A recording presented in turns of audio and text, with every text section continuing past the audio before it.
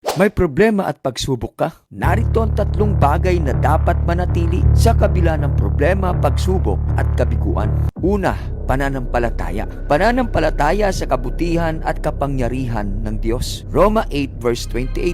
Kahit hindi mo nakikita ang kabuuan ng plano ng Diyos, nananatili ang katotohanan na siya'y gumagawa para sa iyong kabutihan. Pangalawa, pag-asa. Pag-asa sa pangako ng Diyos at sa kanyang katapatan. Jeremias 29 verse 11, ang mga salita ng Diyos ay punong-puno ng mga pangako para sa kanyang mga anak, para sa mga taong nagtitiwala sa kanya, para sa mga taong ginagawa siyang pag-asa. Kapag nagbago ang ating kalagayan, tandaan mo, hindi nagbabago ang Diyos at ang kanyang katapatan. Pangatlo, pagtitiwala. Pagtitiwala sa sapat na biyaya ng Diyos. 2 Corinthians 12 verse 9, alam ng Diyos na tayo ay may limitasyon at kahinaan. Sa halip na alisin ang lahat ng paghihirap sa iyo, ipinangako ng Diyos ang kanyang biyaya at presensya sa gitna ng mga ito.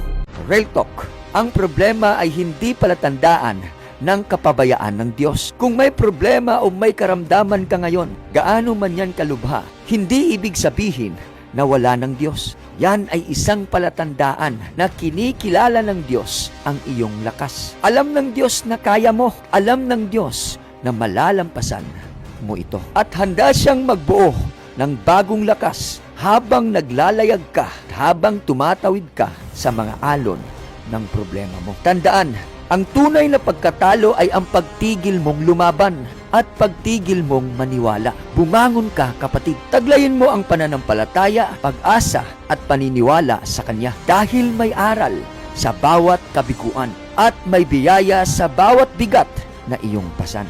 See you in my next video. God bless, kapatid.